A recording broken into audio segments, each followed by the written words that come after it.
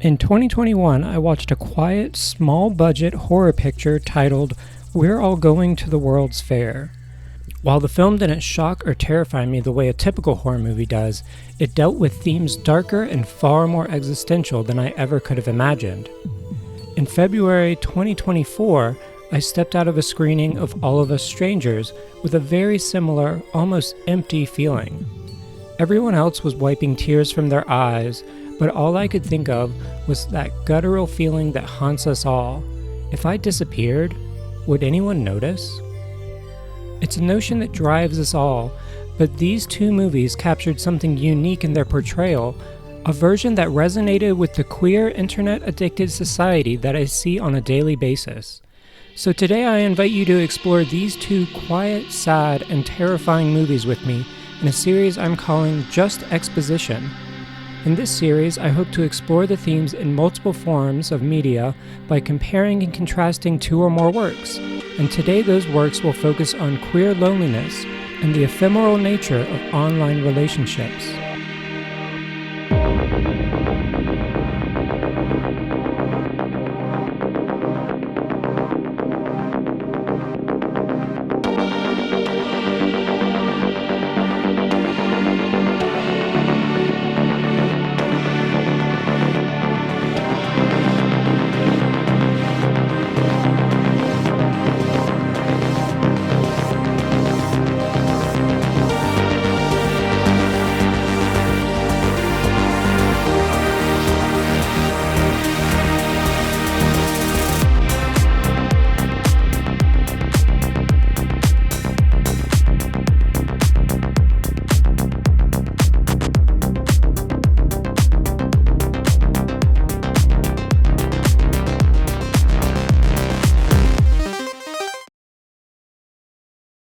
We're All Going to the World's Fair was released in 2021 at Sundance Film Festival and later distributed by Utopia.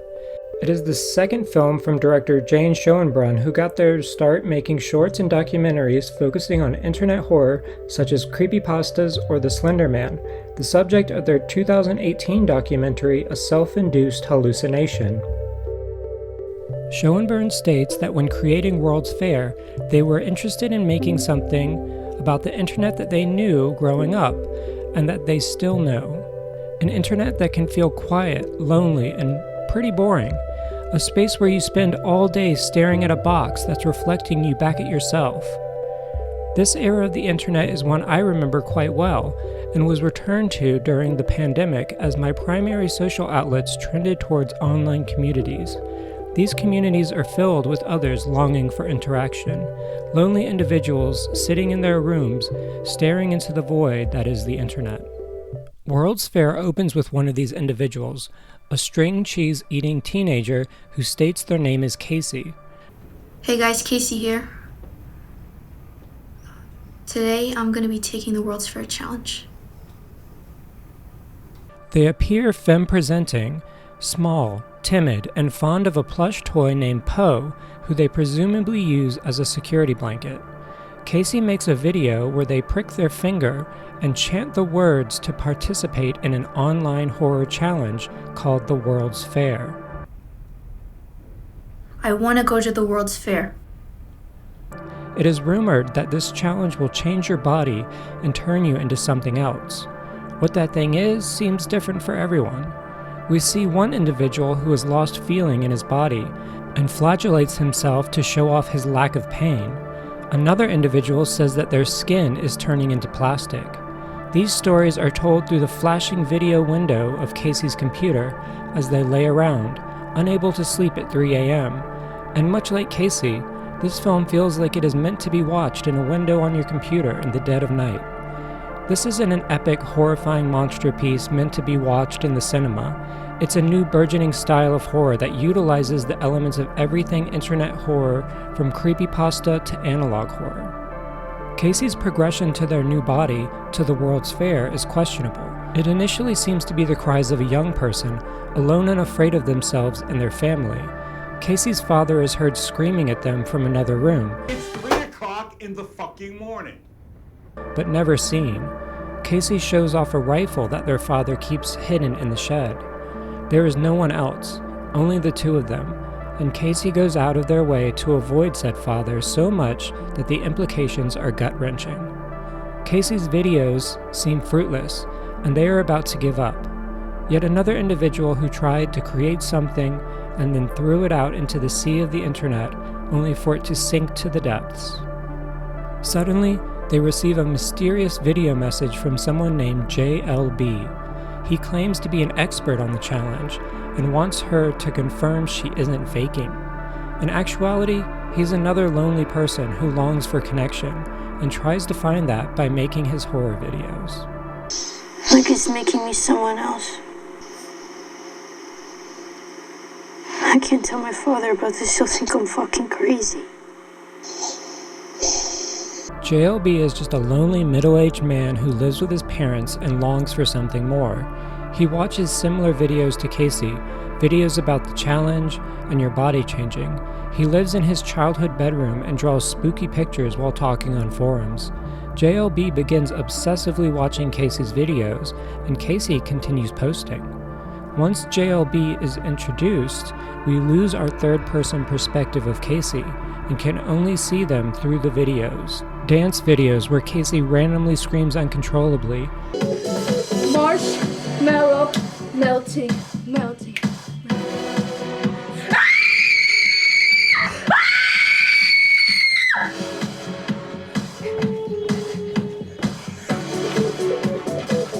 tours of their high school, which is actually a graveyard.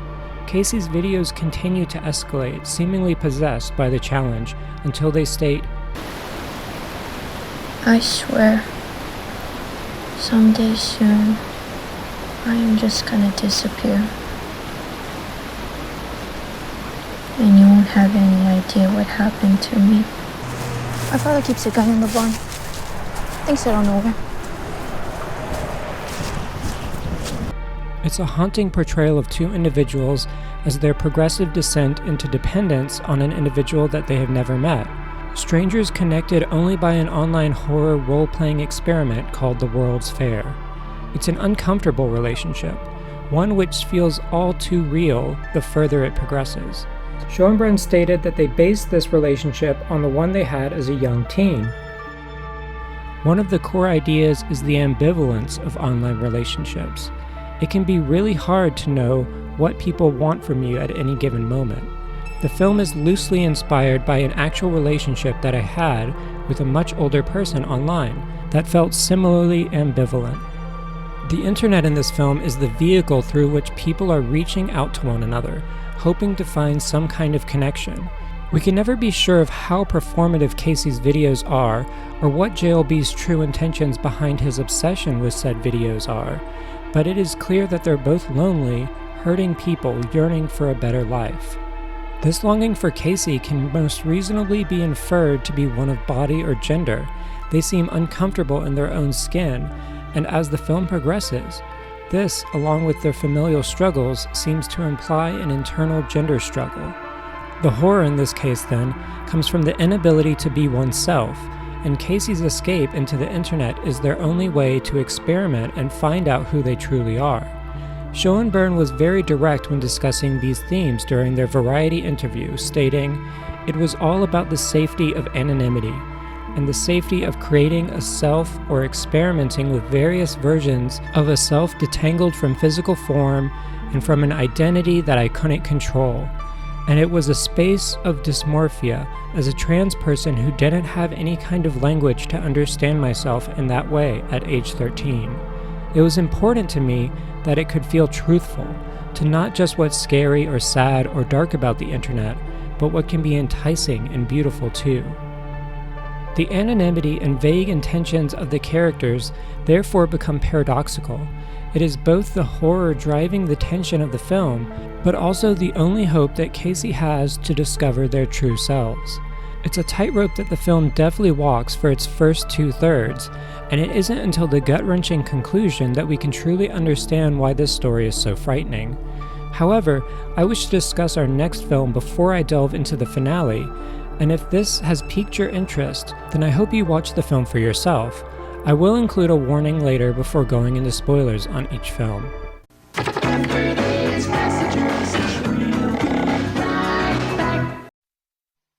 Some people think the internet is a bad thing. Somewhere your identity can be stolen, your home invaded, and your savings robbed without anyone setting foot inside your door. It is one of the most dangerous weapons ever created. A way for the unhinged to spread evil free of supervision or censorship. A place for mankind to exercise its darkest desires. An open market where you can purchase anything you want. Orwell was right. The internet has taken us to a place where everything we do is watched, monitored, and processed without us ever realizing. Some people think the internet is a bad thing. What do you think?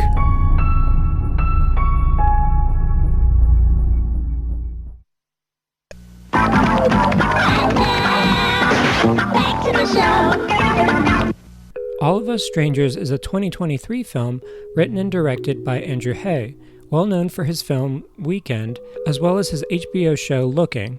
It's an adaptation of the 1987 Japanese novel Strangers, or Summer of the Strange People by Takichi Yamada.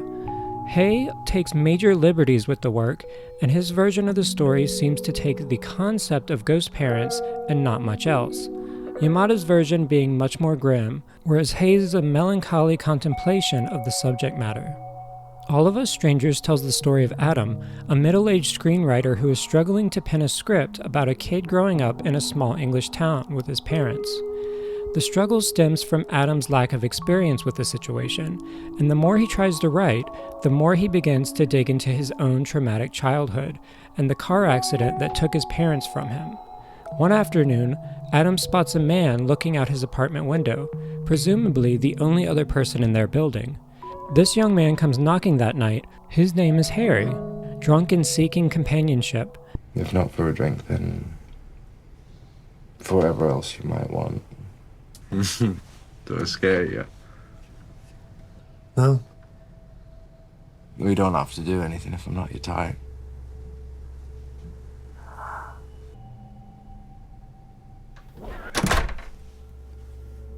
After Adam rejects him, Harry is far more forthcoming with his advances, which only prompts Adam to be more defensive, closing the door and leaving Harry alone in the hallway.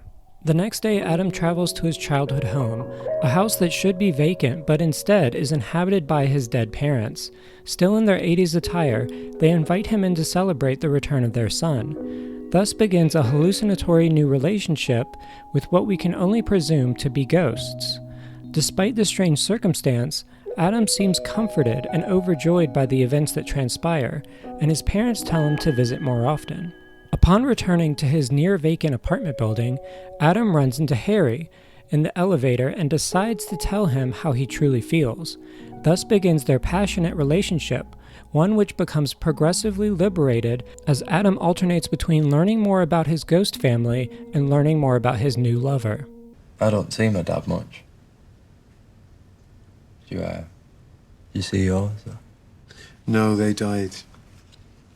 Throughout this section, Adam unpacks his childhood trauma and the internalized homophobia that he has been carrying with him, both of which have caused him to seemingly shun his community and his own mental health. He, a man in his 40s, has to come out to the ghost of his mother, whose perception of gay men is still entrenched in 80s gay panic and AIDS propaganda. I'm gay. As in homosexual? As in that, yeah. Didn't think it would be a possibility. No, of course not. What parent wants to think that about their child? No parent that I know. This scene becomes a focal point for many of the themes in the movie. By defending his sexuality, Adam is able to justify his existence to his parents he never got to know. He is able to show them that he can live a happy, healthy life as a gay man without having to fear AIDS, and most importantly, that being gay doesn't change who he is, their son. It is a painfully awkward scene that many can relate to, But the moment of rejection or acceptance we expect never comes. His mother doesn't disown him as so many parents do, but she also doesn't openly accept him like his father does later in the movie.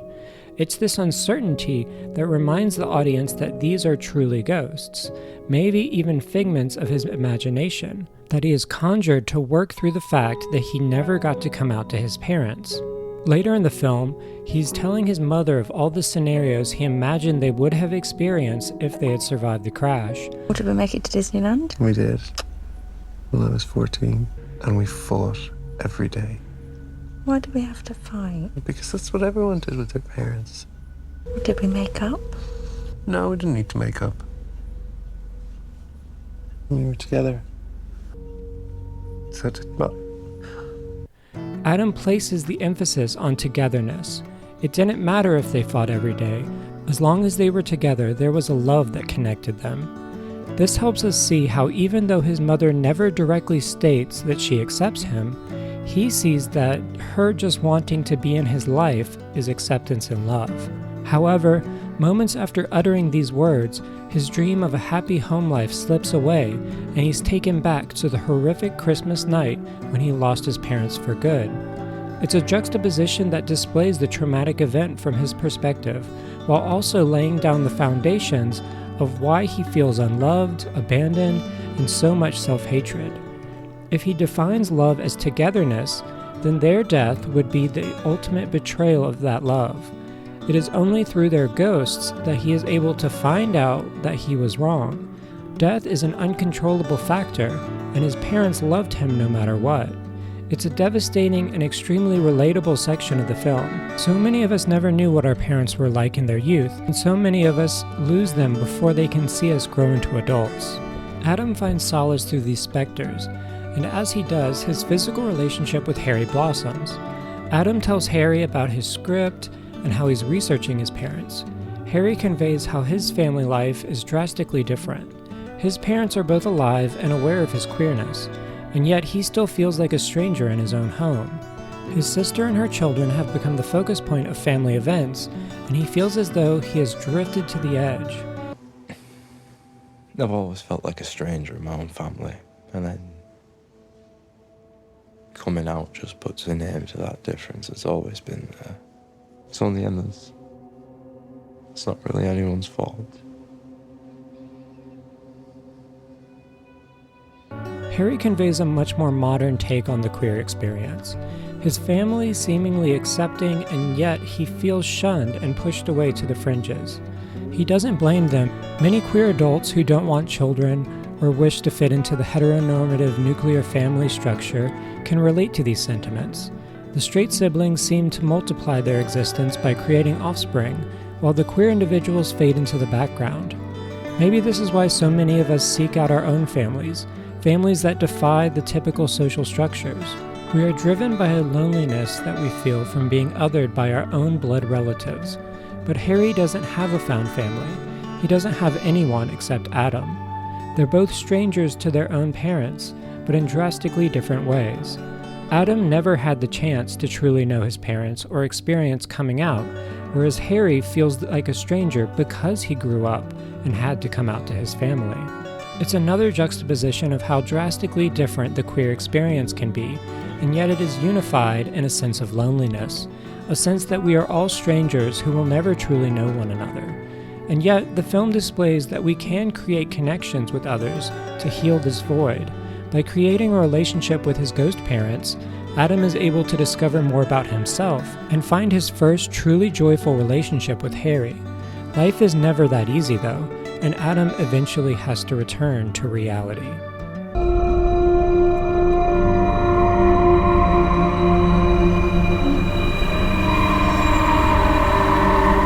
This marks the spoiler section of the video. From here on out, I'm going to be discussing the conclusions of both these films, so if you're interested, please go seek them out and enjoy them. All good? Okay, let's get on to the heavy stuff. After these messages, we'll be right back. When does fantasy begin? When does reality end? Dot Hack. Is it just a game, or something far more dangerous?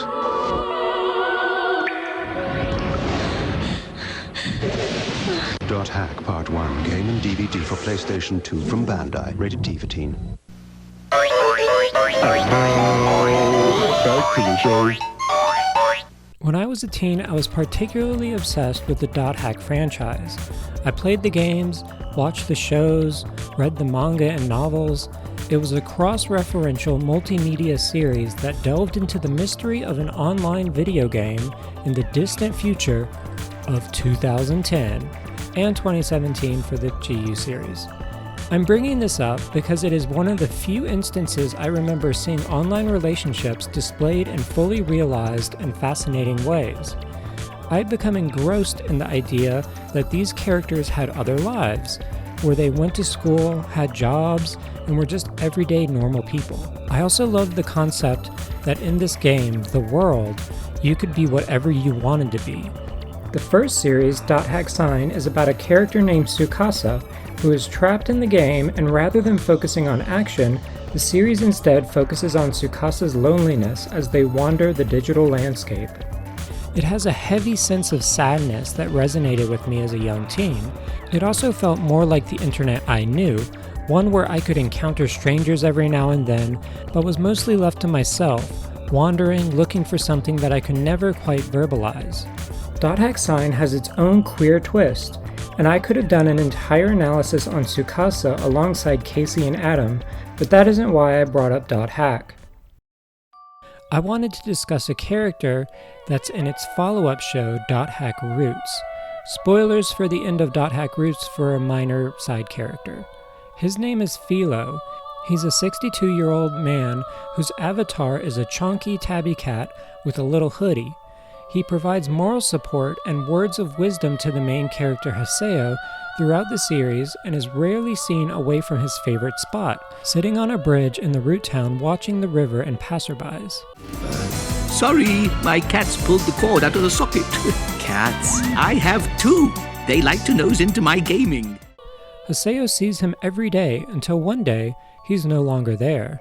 This constant of the online world goes missing, and it isn't until days later that Philo logs back in. Are you Mr. Tota?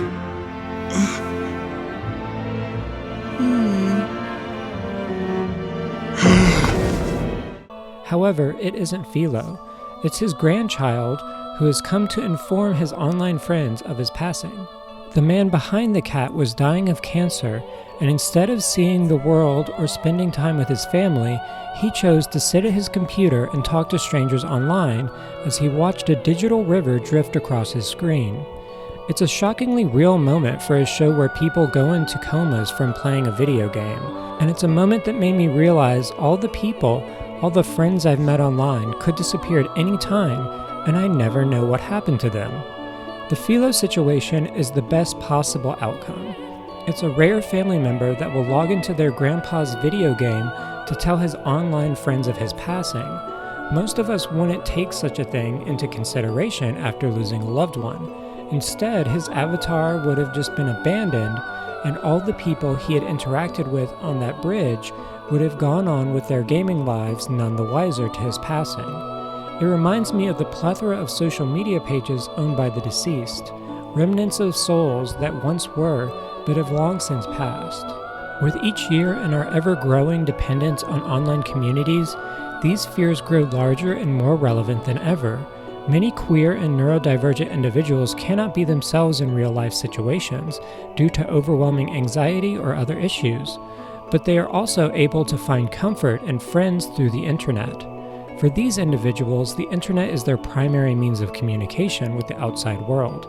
And after the pandemic, many of these communities have become a crutch that these individuals could not live without. Therefore, the idea that one day your friends could just stop messaging you and you'd be none the wiser to their well-being is all the more frightening.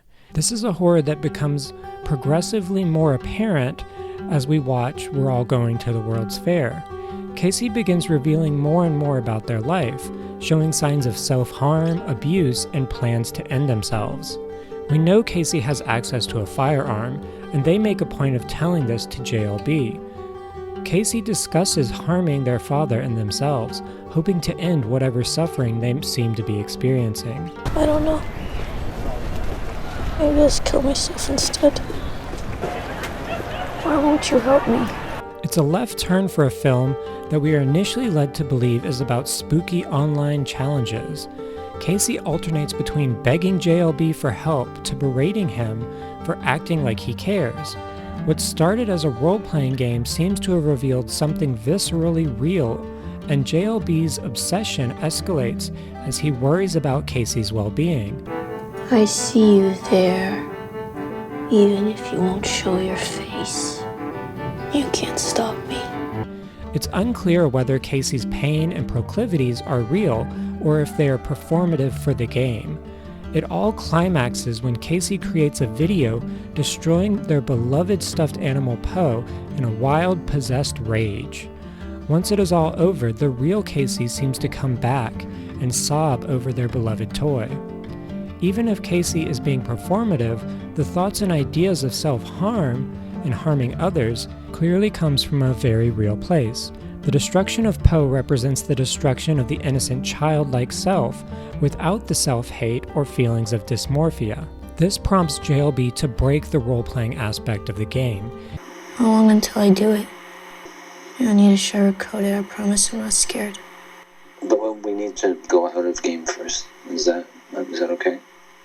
I've just been a little worried because I guess I don't know how to say this exactly, but your videos have been pretty intense lately. What did you think? I was actually gonna kill myself? I don't know. Or kill somebody else? I was just worried. I wasn't sure if you were playing, acting or letting off steam or whatever, or if you kind of meant it. Casey seems offended by JLB's concern and lashes out. They're just videos. What is wrong with you? They're pretend. That's not even my name. Wait. Telling him that it's all pretend, and they're going to report him as a pedophile if he continues to try to talk to them. Casey blocks JLB, and we are left with him alone in his room and with no clear answers.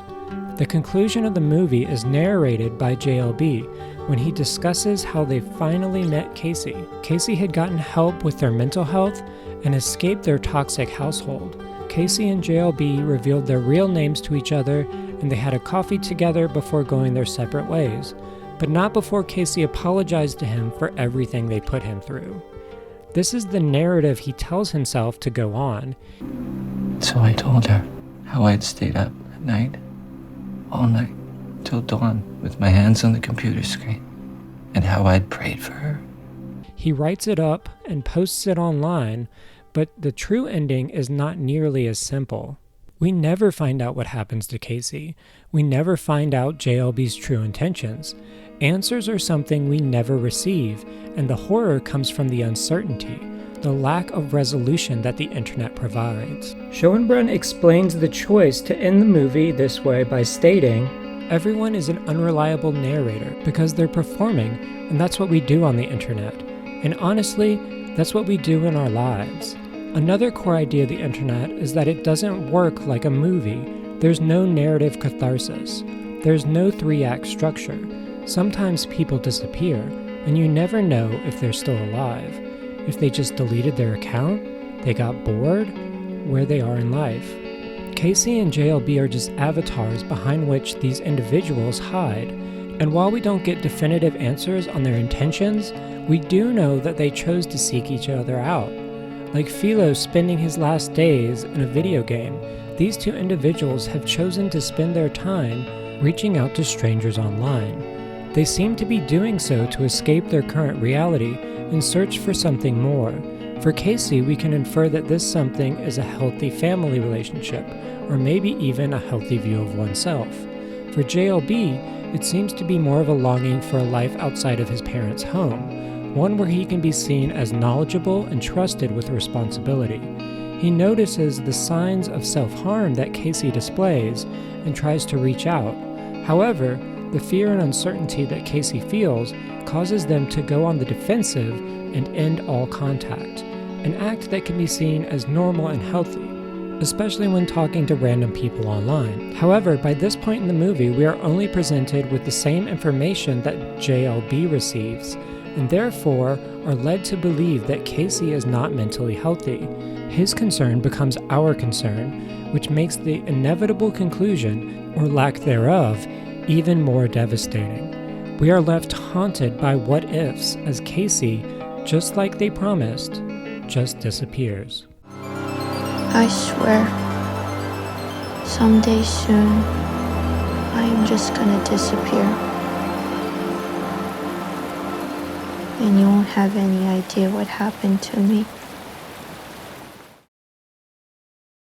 The conclusion to All of Us Strangers is a bit more concrete, if only a little bit. Adam, feeling fulfilled in both his family and romantic lives, decides he wants to introduce Harry to his parents. There's just one big problem. They're still ghosts. It's something that he seems to be in constant denial of, whereas the ghosts themselves easily acknowledge and remind him of it. As you'd expect, Harry does not meet the parents, and when taking his lover for a visit, Adam becomes hysterical, passes out, and wakes up the next day surrounded by his parents. They tell him they saw Harry through the window, and they're so happy that their son has someone to spend his life with. They break the news that we've been waiting for, that they have to pass on, because all good things must end. They go out for a family meal at an American diner, and Adam emotionally says the goodbyes to his parents that he never had the opportunity to say all of those years ago. If World's Fair denied us the catharsis of goodbyes, this movie places emphasis on how important they are for emotional well-being and mental health. All three of them are able to say things they never got to say, and yet it is all information they already know. They already knew of their love and support for one another, and yet being able to say it and being able to be together creates a comfort that is undeniable. Adam sobs in the booth as the waitress brings him 3 milkshakes.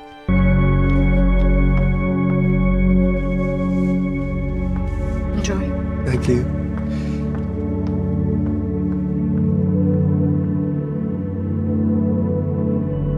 At this point, I couldn't help but wonder if he inhaled all 3 of those while ugly crying. Adam wanders back to his massive apartment building, desperate for human companionship, and he heads somewhere he's never been before, Harry's apartment. If the red flags weren't apparent earlier, Harry is also an extremely depressed and lonely individual. It's just a feeling like the future doesn't matter. Does that make sense? Yeah. I know how easy it can be to stop caring about yourself. He's often seen drinking or using drugs to drown out the pain that he feels. Upon reaching Harry's apartment, Adam finds the door unlocked and a horrible stench coming from within. The apartment is disheveled, alcohol and drugs littered everywhere. Adam finds Harry's corpse laying in his bed, still wearing the clothes he was wearing the first night they spoke. Harry's ghost stands in the living room. Why are you here? He seems to have known the entire time, and yet denies everything. It's a jaw-dropping moment as we realize that Harry has been a ghost this entire time. After being rejected by Adam, he went back to his apartment and overdosed. The reason he was trying to have a drink with Adam, the reason he so forcefully came on to him, was because he was terrified of what he might do to himself. I was so scared that night. I just needed to not be alone. I'm sorry. I was too scared. The silence and loneliness was consuming him, and Adam shutting him out, closing the door on a drunken stranger, was the final nail in the coffin. The beautiful, loving relationship they developed was already damned by one single moment of hesitance. Like so many tragedies in life, Adam does not realize what has happened until it has already passed. But it hasn't. Harry has still been there the entire time with him, and they've grown together, loved together. Not knowing what to do, they curl up in bed, and Adam clings to Harry as they slowly drift away to fade among the stars. It's a cruel and unyielding twist in a movie that seemed to be paving the foundation for Adam to have a truly healthy and happy new life. The catharsis that we received from Adam bidding farewell to his parents is upended when the tragic irony of his relationship is revealed to have been supernatural all along. Both movies focus on the tragedy of queer experience as we come of age and feel as though we are eternally alone. We reach out to strangers online and others who seem to be queer, but in the end, they are all fleeting and could be gone at any moment. Both films deal with the feeling of being separated from one's family, cast out or neglected. Adam is trapped by the trauma of his childhood, just like JLB seems to be trapped in a similar way, and he reaches out to Casey, who is currently experiencing said childhood. It's a cycle that we cannot escape. Even getting closure with our family is yet another illusion that will dissipate once we experience a new type of loss. Through computers, we are all strangers searching for someone to connect with, be they a found family or a friend. Yet, we are terrified by the concept of others rejecting our queer selves, or worse, taking advantage of our vulnerability and abusing us. The whole world feels like it is out to get us, and it drives many of us to be jaded, defensive, and worst of all, push away those who need us. Both films end with their respective leads alone, and could be seen as terribly tragic conclusions. However, JLB creates a happy narrative to fill in the gaps of his story. He imagines Casey getting help and escaping their toxic home. He wishes for their betterment and chooses a positive, if delusional, outlook. Whereas Adam loses his parents for a second time, as well as the lover who helped pull him out of the darkness. The tragedy comes from the irony that the individual who helped Adam has already been rejected and left to die by the very person who he was saving. Harry represents the young queer youth who disguise their cries of pain behind a carefree demeanor and yet long for connection and a support system that feels as though they will never have, and even more believe they don't deserve. How come no one found me? Where was my mum and my dad? I found you. No, but Adam, I don't want you to see me like that in there. You're not in there. You're not in there. You're not in there. You're here. With me. Harry and Casey are parallels in this sense. They don't know how to properly reach out, so they release their cries for help. Harry does this by trying to use physical attraction, and Casey does it through her online horror videos. It takes older queer individuals who have been in similar situations to realize what is occurring. However, neither is able to help. JLB due to the inherent distrust between online communication, and Adam due to his own repressed trauma, forcing him to build up walls so intense that he can only see Harry's pleas for help with hindsight. So is that it? Is it all futile and pointless? Does nihilism win?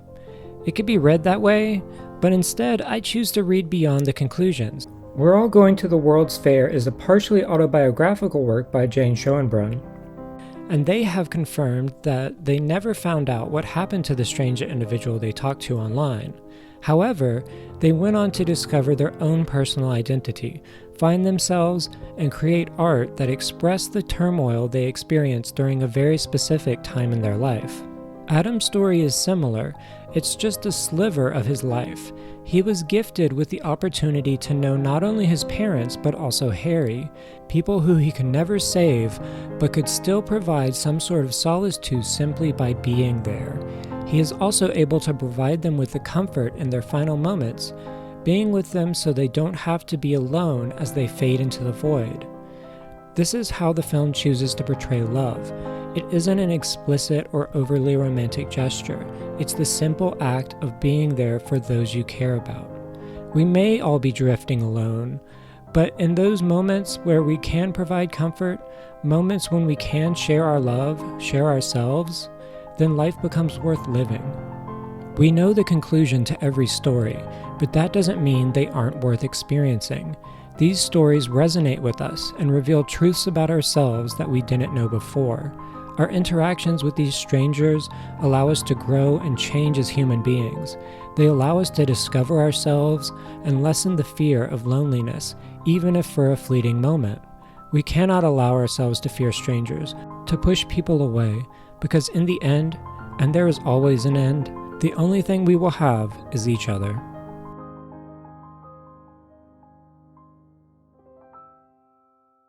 So that got a bit heavy. Thanks for watching through the entire video. This one took me a bit more time than usual. March is a tough month, and I don't think picking a depressing topic for my video this month helped that much. Final Fantasy VII Rebirth has also been stealing all my time.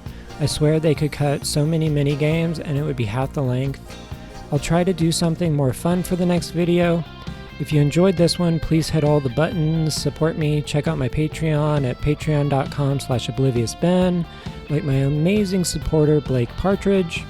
Thanks again to Moa Chicken for the art, and thanks to Brutal Moose who helped with the audio mixing for the narration. Thank you again so much. Your viewership means the world to me. I hope to see you in the next video.